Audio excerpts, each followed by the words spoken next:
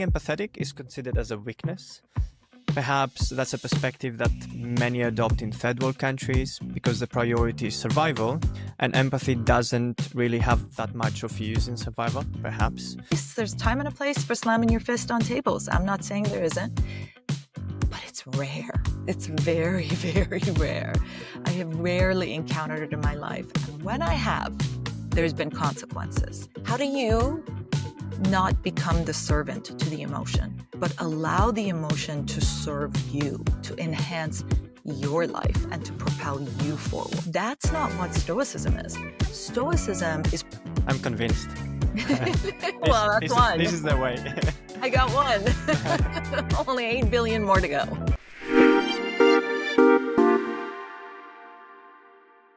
Shermin, you have an upcoming book called Stoic Empathy. I do. Now, at first glance, that sounds a bit contradictory because most people regard Stoicism as suppressing emotions, whereas empathy is quite a potent positive emotion. Can you please explain what exactly Stoic Empathy is and how the two of them can work together? Oh, I'd love to. So Stoicism is not the suppression of emotion, but control over our emotions. The modern day term for it would actually be emotional regulation.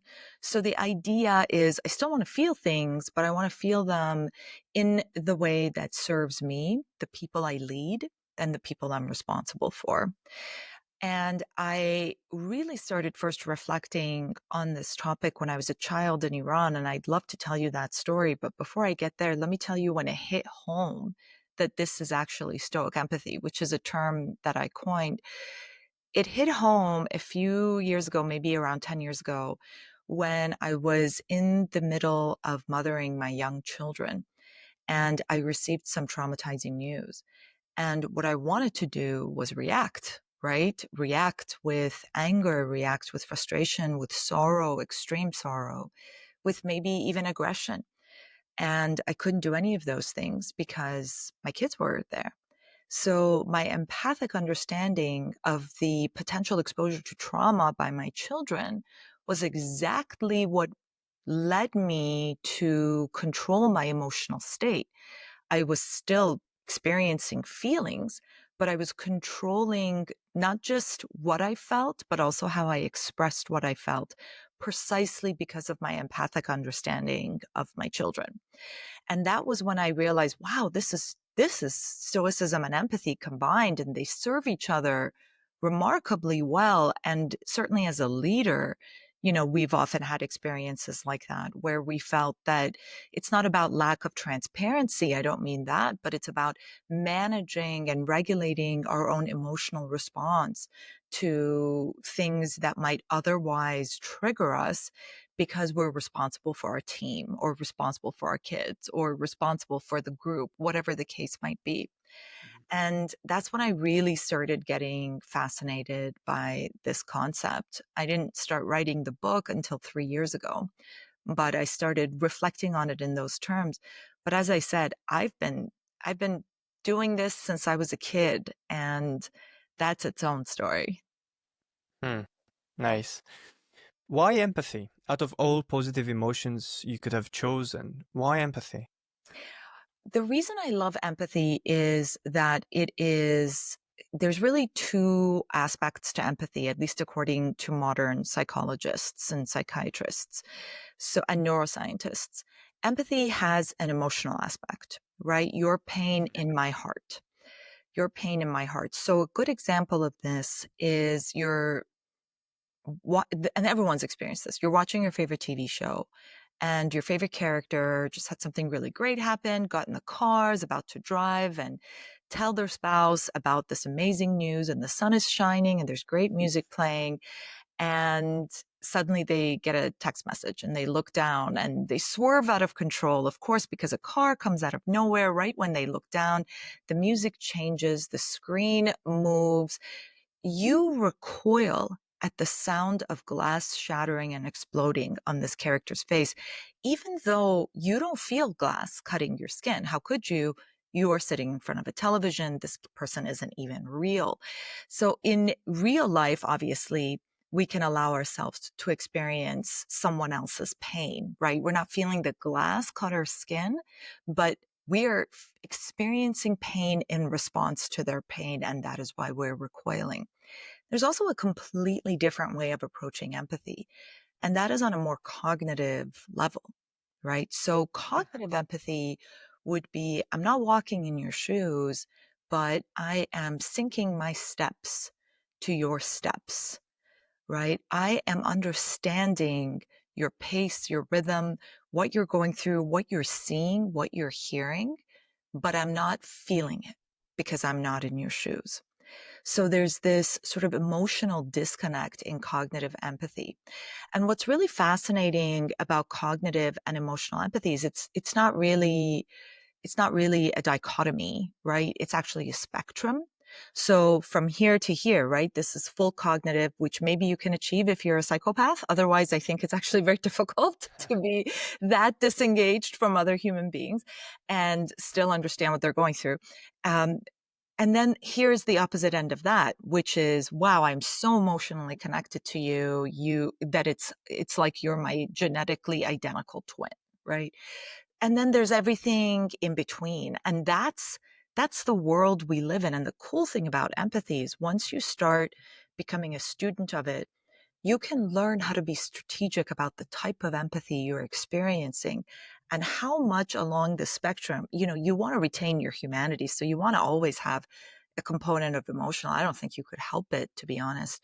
But how much of this are you experiencing? So for instance, in my TEDx talk, I tell a story about me and my mother on the streets of Tehran when I was a child, and we encounter morality police, and she's got this, Russian style assault rifle, and she's very aggressive towards us and very threatening because I'm not wearing my headscarf.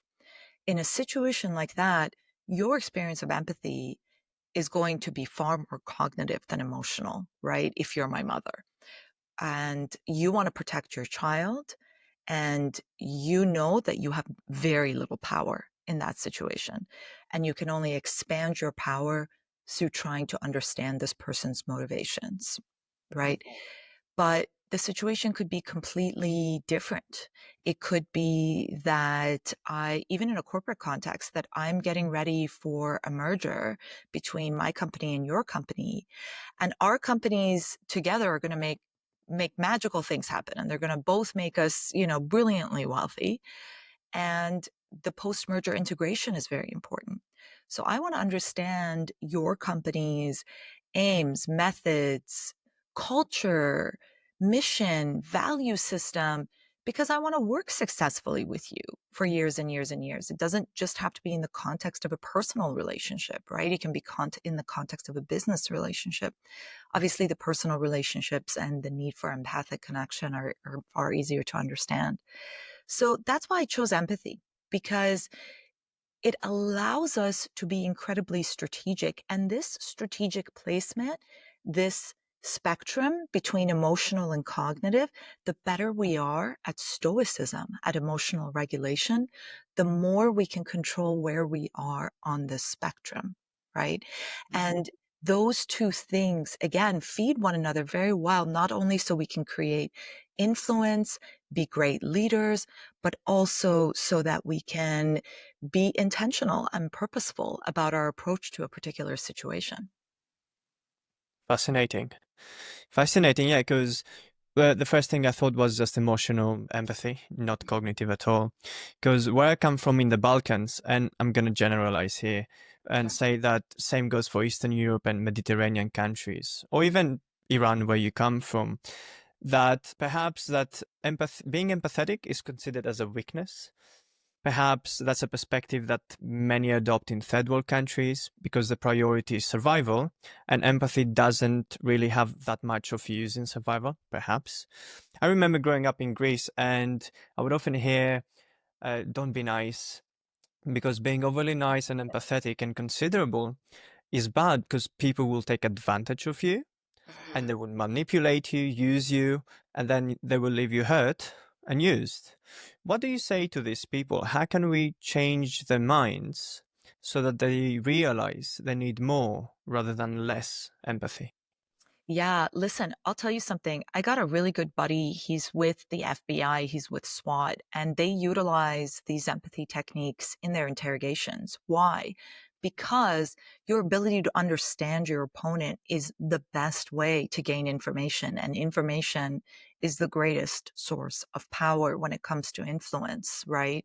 Or control. So the reality is, I don't think the way you were raised is entirely wrong. I just think it's incomplete. We need to maintain emotional resilience and strength and protect ourselves, right, in life, whether it's in relationships or in business or in daily interactions. At the same time, we want to have fulfilling relationships. We want to have relationships that matter. And again, not just in our personal lives, but also in our business lives. We have partnerships, we have long-term clients, we have vendors, we have loyal customer base. These are folks who it would benefit for us to connect with on an emotional level, depending on the circumstances, depending on the power dynamics, depending on the hostility, right? But it is never going to harm us to understand the other person, ever. And it's really important to grasp the fact that understanding is not the same as agreeing, right? I might be working on the south side of Chicago with violent gang members to help them become more violent and less violent, certainly not more violent. Mhm. And I would want to understand where the violence comes from. That doesn't justify it, right? And it doesn't make it okay. I'm actually engaging in that understanding in order to reduce it or eliminate it, precisely because I don't think it's appropriate, right? So that's really the best way to think about it. And then think about, if you're good at that, how much can that help you with your wife? How much can that help you with your child, with your parents, right? How much can that help you with that really annoying client that you desperately need because they're a substantial component of your business? And you just need to figure out a better way to work with them, right? And so I try to come at things from a perspective, look, this isn't the only way to gain power in the world. You can also slam your fist on the table and yell and shout. If you're in a powerless position or relatively powerless position, that's not going to work. If you want to have a long-term relationship with the counterpart, that might be harmful. So think about the circumstance and think about really what would be the best strategy in that situation, in that relationship, in that context, in that negotiation for you to undertake. And there's time and a place for slamming your fist on tables. I'm not saying there isn't, but it's rare. It's very, very rare. I have rarely encountered it in my life. And when I have, there's been consequences. Mhm. Now, might have been worth it for me, but at least I made the decision intentionally and aware of the consequences and aware of how else I might have gone forward in that situation. Well said. I'm convinced. This Well, that's is one. this is the way. I got one. Only 8 billion more to go. Oh well. Have you identified any current world leaders or leaders in a specific industry that embody stoic empathy? Yes, definitely. I would say Bill Gates is an example Mm. of a leader that embodies that. Warren Buffett is an example of a leader that embodies that. I will also tell you, really, if you look at it in the political world and in the corporate world, the reality of trying to understand the marketplace makes perfect sense, right? Of course, we want to understand the marketplace. We want to sell to it, right? Of course, we want to understand the voter base. We want to win this election. So we need to understand what matters to them and what they care about. Add to that, though, the desire to actually lead a life with integrity, lead a life with values. And I always say, it's not my place to tell you what your values should be, but you know what your values are, right? Or if you take a minute to reflect, you know what they are. And you know that there's different ways of getting ahead in this world. But how do you do it while staying consistent to your own values, to your own morals, and utilizing this empathic combination of stoicism and understanding is really the best way to do it, so that when you are triggered, when someone pushes that button, you don't react instinctively, but with thoughtful intention. Or if you want to be a little bit more aggressive about it, tactical precision, right? So there's a lot of leaders that lead this way. There's also some leaders. I mean, he's the leader of the free world right now, is very much leads with an iron fist. And you can gain power that way. We've seen examples all throughout history of the iron fist resulting in power and control. And that's not something that I dispute. I just don't think that's the way you want to live your life. But if you still want some control over your life and some strength over your life, this is the combination for you. Nice. And I know that everyone can benefit by becoming a little bit more stoic in their lives, but who do you think, which cohort of people can benefit or are even in need of stoicism the most? Oh, I love that. That's such a great question. So, I actually have a book coming out, Stoic Empathy. It's being released on April 8th. And I would love for you guys to read the book or listen to the audiobook or, read the Kindle version, because there's so many aspects, stories, applications, examples. But I would say the folks who could most benefit from Stoicism, and I go into great detail about this in the book. And by the way, also in the book, I talk about how to be more Stoic, how to take greater control of yourself and your life. So most of the folks that could use more of that are folks that find themselves reacting impulsively, reacting in a way that they later themselves regretted, or if they thought about it cognitively, thought that didn't serve me, right? Maybe that guy had it coming, but my situation isn't any better, right? And if you find yourself reacting impulsively, and that reaction doesn't have to be anger, it can also be depression, it can be anxiety, it can be frustration, it can be jealousy, right? There's a lot of emotions that you might impulsively, because of your childhood, because of whatever reasons have existed in your life or in your genetics, you react impulsively in a way that has harmed you in your life. How do you take a step back and exert greater influence over yourself, greater control over yourself, so that you are able to serve yourself in this world? And again, not just financially, right? We're also talking about personally.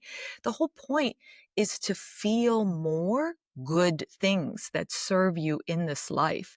And to the extent you're experiencing what might traditionally be called a negative emotion, now they're disputing whether they're even negative emotions or not. But to the extent that you're feeling that negative emotion, how do you stay on top of it? How do you not become the servant to the emotion, but allow the emotion to serve you, to enhance your life and to propel you forward? And it's that twist. And again, it's really all about experiencing the emotion, but in a way that serves you. Even anxiety can serve you, right? It can allow you to prepare in anticipation of an event. Fear can serve you. It can get you to run away from that saber-toothed tiger. Anger can serve you because it can motivate you to stand up for what's right, as long as your reaction is appropriate in that time. And if you're finding that these emotions, which can be good if applied properly, are harming you, think about Stoicism as a means of imposing yourself in between the stimuli and the response. Hmm. Yeah, we could all use a little bit more of that control of emotions in our lives, because at the end of the day, we are emotional beings rather than logical beings, and as much as we want it, potent emotions overcome our logic, even though we want to think that our logic have control over our emotions. It doesn't really work that way. Now, Stoic advice and Stoic philosophy is considered to be timeless because human nature hasn't changed so much from the time of the Greeks and the Roman Stoics. However, is there a scenario in the modern world where you see Stoicism not really being helpful or even getting in one's way? Stoicism getting in our way. I would say if it's misinterpreted to be an emotional blockage or closure, one of the things I encounter a lot because I work a lot with, forgive my generalization, but I do work a lot with middle-aged white men who are in the corporate world. I would say mid-level of achievement in their life. They're doing great. They're maybe junior executives, etc. And they have found that something that can really harm them in their business efforts is vulnerability. Opening themselves up to that vulnerability makes them extremely uncomfortable, and they feel that it leaves them exposed. One of the things that they have also found is that their relationships are lacking, not just personal relationships, but also business. You know, where's that long-term, lifelong partnership that you thought you were going to be able to form? Where are those remarkable alliances where people react out of true loyalty and dedication to you and not out of fear? Where are these relationships that are supposed to propel you forward as you propel them forward? And a lot of that is because they've blocked themselves off from that vulnerability. That's not what Stoicism is. Stoicism is permitting that vulnerability to the people that you trust for the right reasons at the right time to deepen those relationships and propel both of you forward, right? So I would say that's when it's harmful, is when people misinterpret. I'm just going to close myself off entirely. Should you walk around being vulnerable to everyone you encounter in this universe? No, you shouldn't. Of course not. That can harm you. That is the aspect of the advice that you were getting as a kid. It's half true, right? But it's also half false. How do we, and that half true, half false paradigm is different for different people.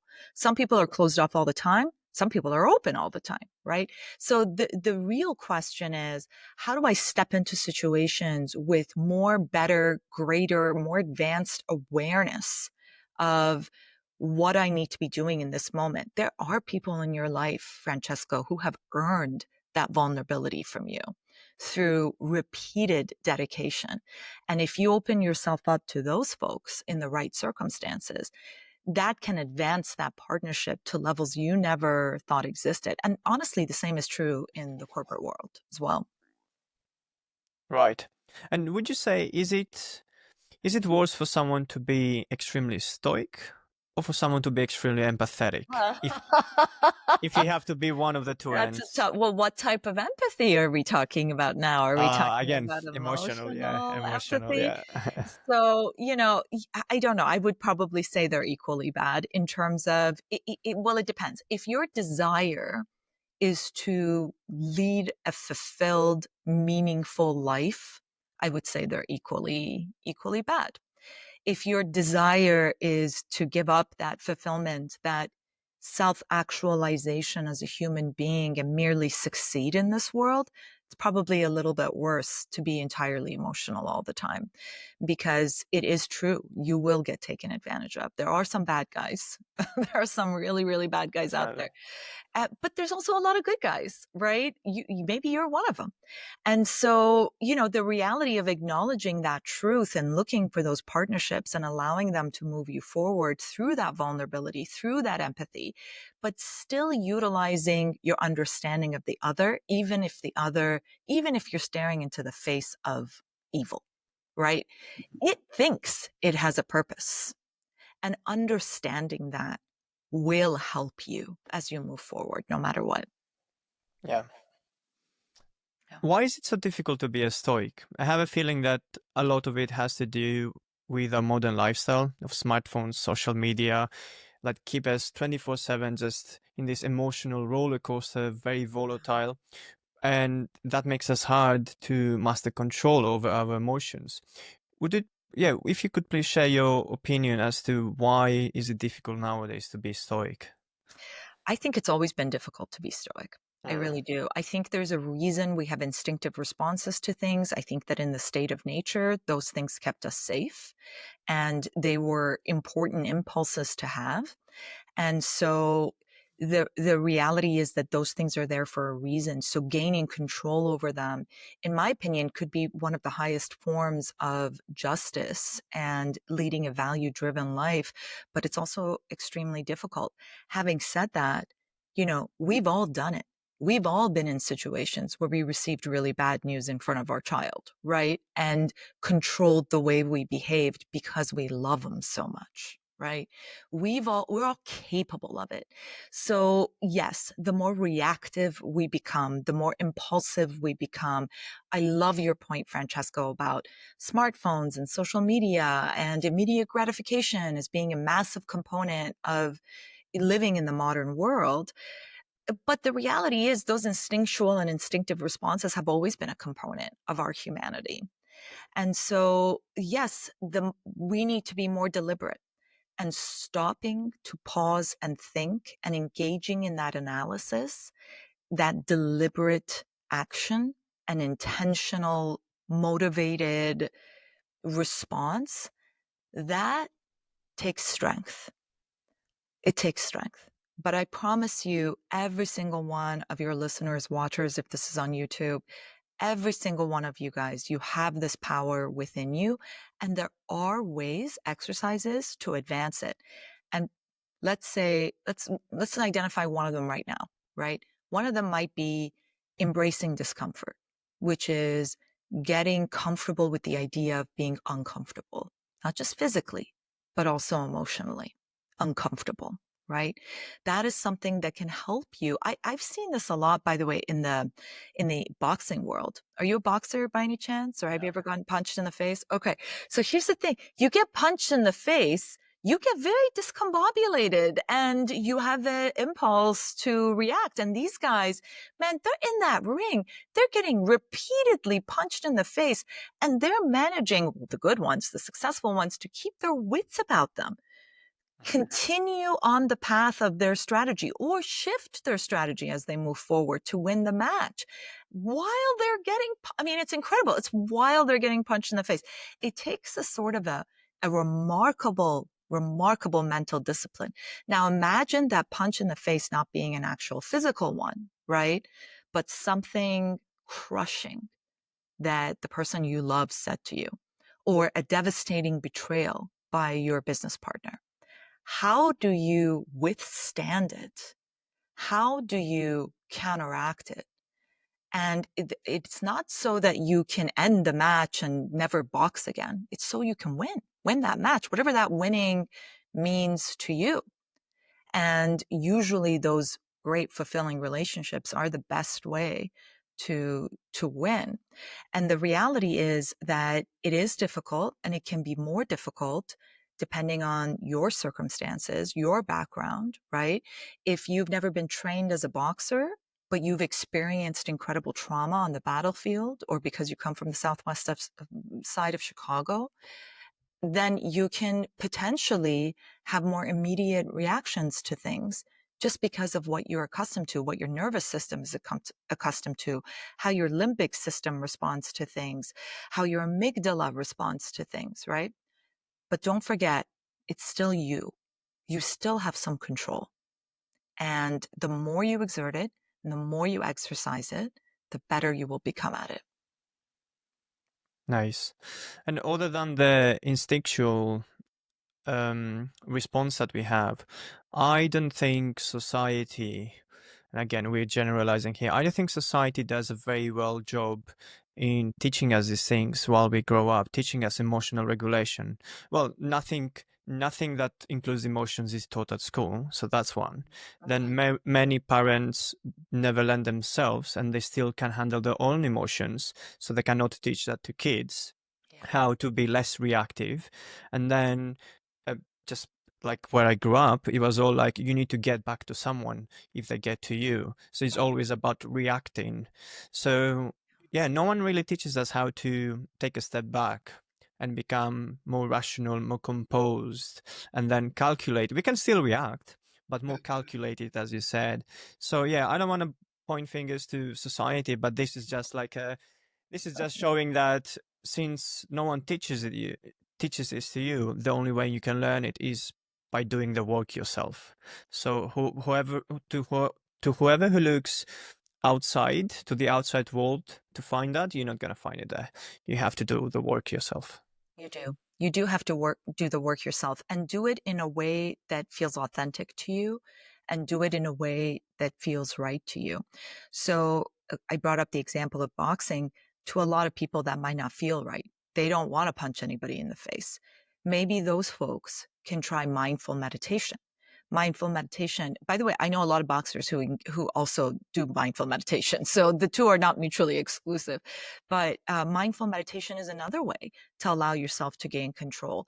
There are these meditation retreats, Francesco. I don't know if you've ever been to them, but you sit in meditation. Oh my God, you sit in meditation for 7, 8 hours a day, a day. And my back hurts sitting like that. I mean, you get breaks, you get to eat, they're not starving you to death. But really, at the end of the day, the pain, the physical experience of pain while you're sitting like that, much less the mental discipline of remaining focused. It's remarkable what you So can do. difficult. Yeah, what these monks do is absolutely remarkable. My book goes into some of the neuroscience research on this, where they actually like literally took the brains of these peace-loving, meditating Buddhist monks and looked at their capabilities. And it's truly incredible what they can withstand. And also, by the way, how much younger their brains are, right? It's actually kind of amazing. The average 40-something-year-old meditating monk's brain is like that of a 30-something-year-old in terms of its degeneration effects. So yeah, I know and I mean, these are fMRIs, right? They looked at these brains. These are peer-reviewed studies that are published in scientific journals. They're the real thing. I actually tried really hard for the book, by the way, every time I cited to something, to try to cite to something that involved a hard science factor. So actual fMRI, actual sweat glands measurements, et cetera, et cetera. And I only cited to peer reviewed and published medical journals because I think it's really important to have that backup. You might not care, you might want to skim that part of the book, and that's fine, but it's good to know that there's real science behind how this works and how it enables us to physically change our own brain in order to become more adaptive to the circumstances that present themselves to us, because we can't control those circumstances, but we can control how we react to them. Yeah, sure. When you said this about the monks, I was thinking that it could be just the mental diet. Like imagine if you keep eating trash and fast food all day, your body deteriorates and you get older. Well, now imagine if you have TikTok, Instagram, and Reels all day, your mental diet, it acts in the same way. It just junk for the brain and it just deteriorates and gets older. Whereas if you just keep it simple and think and, produce the thoughts yourself instead of just consume them, maybe that's how it preserves itself. So that was very interesting. I love that. That's fascinating. I love that phrase that you just used, mental diet. And you know what's really cool about what you just said? Actually, the mental diet and the actual diet, the physical diet, interrelate to one another. And the more disciplined we are, the more we can be in charge of what we put in our body. I love to cook. I love food so much, but I also love feeling healthy and feeling great and feeling good about myself and feeling strong when I wake up in the morning, right? I'm pushing 50 now, and I am still capable of doing most of the things I could do in my 20s. Not all of them, let's be honest, but most of them. And a lot of that is because of my control over my diet, despite the fact that I love food and continue to love food and continue to eat extremely well and enjoy what I eat. And so a lot of that is just, hey, I'm just going to pause before I give in to this impulsive desire to put this thing in my body that's harmful. I do want something really delicious in my body, but I also want something that feels good. So I'm just going to take a pause and I'm going to reflect thoughtfully on what it is that I want to cook next and prepare next. And so even those two things are are interrelated, and the monks have demonstrated that as well. Their diet is actually a key component of their mental diet, and vice versa. Nice, nice. Yeah, it's quite important. Okay, so in the Stoicism world, the biggest names that are at the front of the philosophy are men, from Seneca to Marcus Aurelius in the ancient world to Ryan Holiday in our times. Why do we see men being more prominent in Stoicism or even philosophy, but let's say Stoicism? Is it perhaps that women are not just so much interested in a topic? And also, how are your ideas as a woman talking about Stoicism being perceived in the industry, which is predominantly, men? Yeah. I will say that my voice is unique right now, Mhm. and I am optimistic that that can change. I do think Stoicism is widely misunderstood. One thing you should note about ancient philosophy, if you're going back all the way to Epictetus, at that time it was considered highly immoral and illegal for women to teach philosophy, to practice philosophy.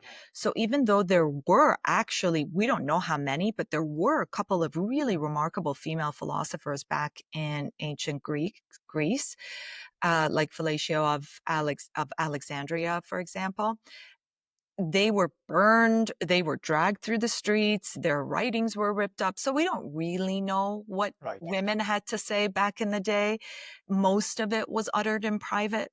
So we don't really know what women had to say back in the day. We can certainly look more at more recent history, though. And I would say a lot of that is because we feel as women, we feel more comfortable and we're given a greater amount of permission to explore and understand our emotions. So I actually think women are a little bit better at regulating their emotional states. Men are super great at not feeling things, right? Or just blocking their emotional states because that's how they've been trained in this world.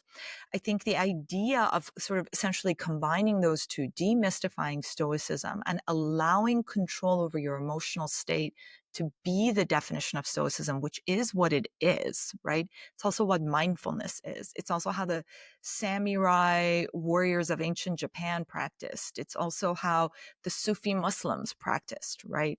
Some of the greatest thinkers and leaders of our time, how they lived.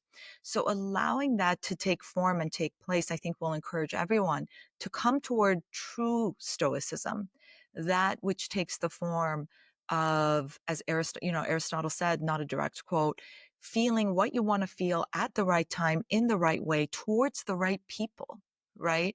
Not not feeling, and also not having no control over your emotions either. Just feel whatever you want to feel whenever you feel like feeling it is also not appropriate, right? So it's finding that balance that can be just as masculine as it can be feminine. The reaction I've received getting in front of audiences talking to men, I'll tell you, they love hearing about my boxing example, that's for sure. That's nice. It does help that I have experience getting punched in the face. That definitely is something that helps warm up the crowd for me. Yeah. Nice, nice, nice. If someone is intrigued by everything you just said so far and they want to get into Stoicism and Stoic empathy, what are some resources that you would direct them? What is the best introductory material that you would recommend someone to start? Because if you just start googling things, you might come across something that is very difficult and advanced for you to dive in, and that might discourage you. So yeah, if you could share some resources, it would be lovely. Yeah, sure. Not to be flippant, but I do actually highly recommend my book. It has half the book is on empathy, the other half is on Stoicism. And it really appeals to folks of all levels of Stoic training. And there is a lot of exercises, training exercises in the book. In the audio book, I also have 10 additional tracks of exercises as well as meditations that will assist you in gaining that strength. I will also say I actually really like Ryan Holiday. I think his work is really great. Nice. It's very approachable because it's bite-sized pieces instead of a deep dive. and I find it easy to consume. And so there's an example of an excellent use of social media, right? Follow me, follow Ryan Holiday. And really the reality is that there's a lot of modern Stoics out there. Just make sure if you're choosing a mentor, that you're choosing one who has the values you admire, right? And has been able to maintain those long-term meaningful relationships in their life. Right. And with that, could you give us a sneak peek of a couple of those 10 practices, 10 tools that Yeah, someone can use, yeah, in their daily absolutely. lives to become more Yeah. stoic? Yeah. So one of my favorite things is to do a Memento Mori meditation. So Memento Mori is a Latin phrase that translated literally means remember you will die, but more practically, pragmatically, accurately, it's translated to remember you're not dead yet. And it's really a way of evaluating what is significant and what is insignificant in our daily lives by stepping back into the grander context of our larger life, the life that we lived on this earth. Given the life that we lived on this earth, that we want to live on this earth, for example, our marriage might be really important. Leaving an impact or an imprint on the world might be really important. Providing for our family, that can be really important as well, right? It doesn't just have to be holistic, spiritual, or emotional, but it can actually be really important. What's not important is that such and such joker cut us off in traffic, Yeah. right? So allowing ourselves to preserve our energy and our mental capacity and direct it toward the things that really matter and not the things that don't. Remembering the impermanence of life really allows us to better evaluate and reflect on what matters in any given moment, and then also in the grander context. So Memento Mori. Now, some people just carry around a Memento Mori coin. You can buy them on Amazon. I mean, I hate to What is plug that? Bezos. It's just a coin. It's like a copper coin that says Memento Mori on it. It's Ah, just a okay. reminder. I like to put it in the pockets of my jeans. So every once in a while I'm walking around, I'm like, what's in my jeans? And I feel the coin, I take it out, I'm like, and right then it's a little trigger. It's a little reminder. I know guys now, that's real dedication, who have Memento Mori tattoos on their body. That might be a bit extreme. You can start with the coin. There's easy ways of doing this, and there are Memento Mori meditations out there besides the ones that will come with my audiobook, or you can just stop every day and reflect every night before you go to sleep on your life and the kind of life that you want to live and the discrepancy between that and the type of life that you are living. Hmm. Yeah, either we like it or not, every evening we're poorer by a day. So we like it or not, time flies. And have you seen there is this calendar that says my life in weeks? Interesting. And so No. basically is they calculate the average lifespan, let's say 75, Mm-hmm. and there is white dots and black dots. So let's say I'm 29. When you order this, they black out how many weeks you have lived with black, and then the white dots remaining are the weeks you have left for you to Woof. live. Oh my goodness. And That every is, week, that's so intense. But if that doesn't it's push you to really do intense. something with your life, I don't know what will. I don't know what will. Yeah. So if I could, just one slight tweak, you're not poorer every day. You are actually richer every day. If wealth is what you get to have, your life that you've gotten to live, that is a gift. You're not entitled to it. You're really not. You could get hit by a bus any day, right? Or you could have been born in Sierra Leone and caught in a refugee camp. I mean, that's just luck where you were born, right? It's pure luck. So every day that you have is a day of wealth, not a day of poverty. And the days you have ahead of you, you don't know how many there are. You don't. You can assume you're going to live for 75 years, right? But that's an assumption. You could die tomorrow. So you could die later today. And it's a horrible thought. And I don't like to reflect on that because of course I don't want to create a panic. and think, oh my gosh, what's going to happen to my kids, blah, blah, blah. It's more the thought of actually don't know how much time I have left with my kids. I don't know how much time I have to provide for my family. I don't know how much time I have to develop these partnerships before I leave it to the next person. But I do know that it's going to end at some point. So I might as well utilize it to the best of my capability and also be grateful for the day that I'm getting to have. Okay, so Shermin, why did you write this book? Out of any topic you could have written, which you already know some things very well, communication, leadership, negotiations, why this one? I am passionate about the study of human nature ever since I was a kid in Iran. So when I was a kid in Iran, I basically had to learn to maneuver two worlds, the external world and the internal world, right? You step out of the house, you're one person. You step back into the house, you're somebody totally different.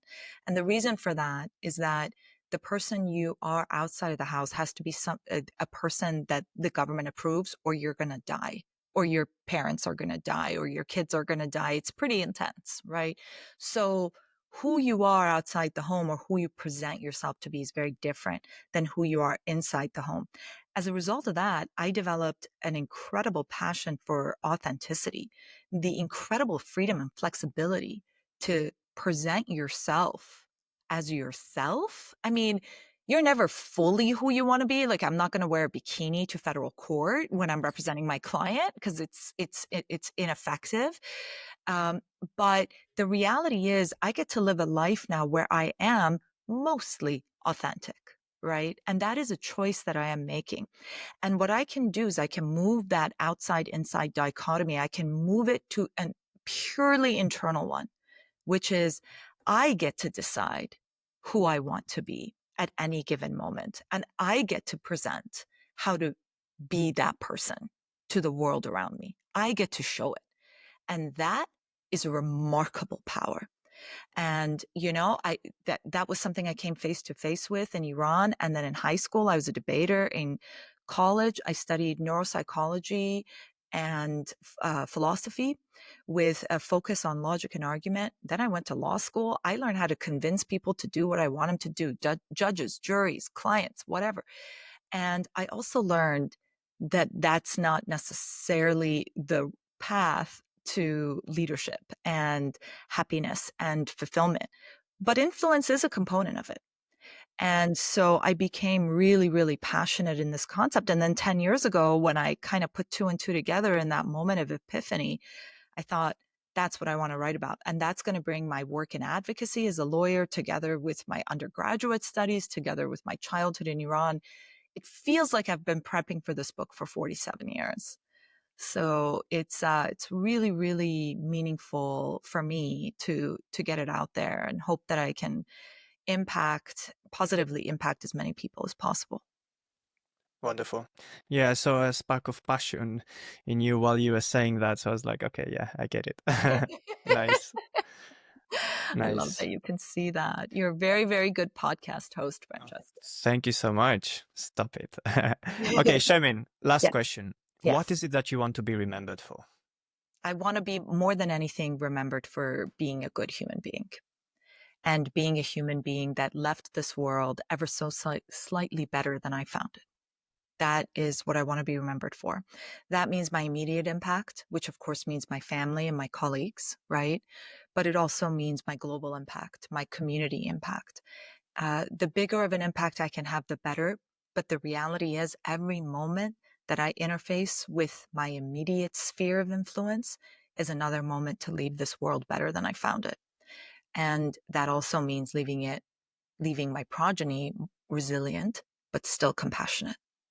And I am really excited about that prospect, or that idea. Love it. Love it. Shermin, thank you very much for the nice conversation. Thank you, Francesco. I had such a great time.